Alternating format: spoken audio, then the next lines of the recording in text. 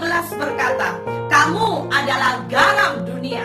Jika garam itu menjadi tawar, dengan apakah ia akan diasinkan? Tidak ada lagi gunanya selain dibuang dan diinjak orang. Kamu adalah terang dunia.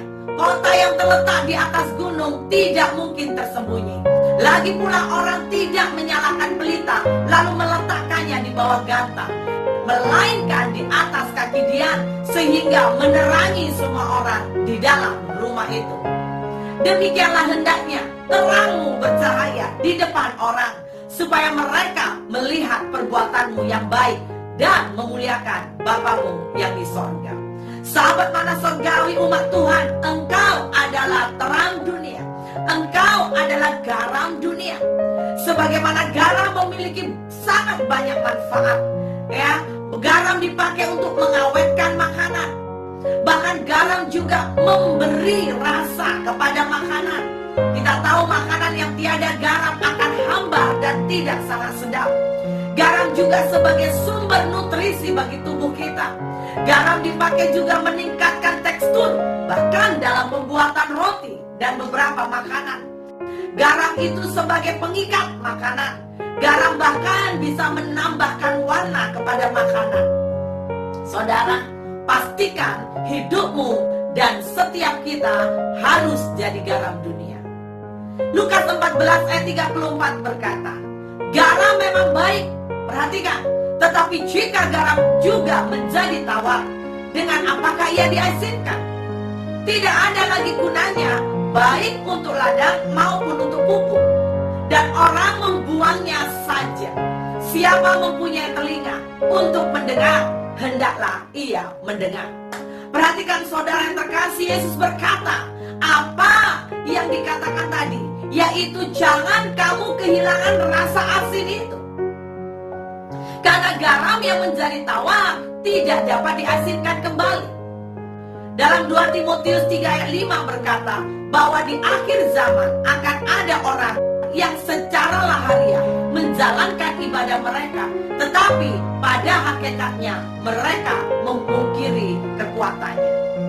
Saudara, kita dikatakan sebagai garam, tapi perhatikan, ya, kalau garam itu kehilangan rasa asinnya, garam kehilangan yaitu sebuah tujuan atau manfaat. Bagaimana Tuhan menciptakan garam? Saudara tahukah bahwa garam tidak ada artinya lagi?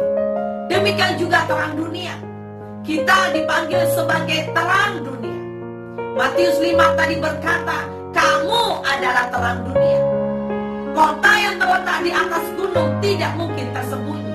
Lagi pula orang tidak menyalakan pelita lalu meletakkannya di bawah gantang, melainkan di atas kaki dia, sehingga menerangi semua orang di dalam rumah itu. Demikianlah hendaknya terangmu bercahaya di depan semua orang, supaya mereka melihat perbuatanmu yang baik dan memuliakan Bapamu yang di sorga. Hari ini saya mau bertanya, bagaimana dengan hidup saudara? Ya, firman Tuhan mengingatkan bahwa Anda dan saya adalah garam dan terang dunia. Mari lakukan apapun dengan tujuan untuk memuliakan nama Tuhan. Mari lakukan segala sesuatu dari sikap hidupmu dengan tujuan agar nama Tuhan dipermuliakan dan tidak dipermalukan.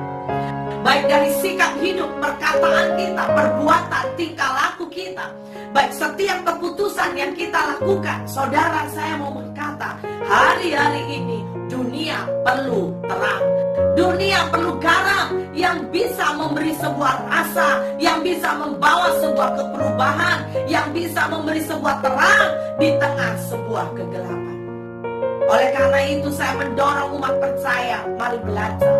Efesus 5 ayat 8 berkata, memang dahulu kamu adalah kegelapan, tetapi sekarang kamu adalah terang di dalam Tuhan. Secara batinnya kita, karakter hidup kita, dulu kita dari kegelapan. Tapi saudara, ketika kau sudah terima Yesus, maka engkau itu harus jadi terang. Amin saudara. Efesus 5 ayat 1 berkata, jadilah penurut-penurut Allah. Bahkan dilanjutkan di ayat yang ketiga, dikatakan tetapi bercabulah dan rupa-rupa kecemaran atau keserakahan ada pun jangan di antara kamu. Sebagaimana sepatutnya bagi orang-orang kudus, demikianlah juga perkataan kotor, yang kosong, yang sembrono, karena hal-hal ini tidak pantas. Tetapi sebaliknya, ucapkanlah syukur. Karena ingatlah ini baik-baik, tidak ada orang sundal, orang cemar, atau orang serakah, artinya penyembah berhala, yang mendapat bagian di dalam kerajaan Kristus dan Allah. Saudara yang terkasih, engkau dan saya dipanggil menjadi garam dan terang dunia. Oleh karena itu, biar hari-hari ini hidup kita sesuai dengan firman, hidup kita sesuai dengan penurut firman, sehingga apa yang kita lakukan, hidup kita, hidup saudara, membawa sebuah impact bagi banyak orang, sehingga pada ujungnya tujuannya nama Tuhan dimuliakan. Mari kita berdoa. Tuhan berkati seluruh umat-Mu Tuhan, dimanapun anakmu berada, seluruh umat Tuhan orang percaya, apapun yang mereka hadapi, baik masalah dari keluarga, masalah dari kerja, masalah dalam gereja, pelayanan, biar mereka tetap menjadi garam dan terang dunia.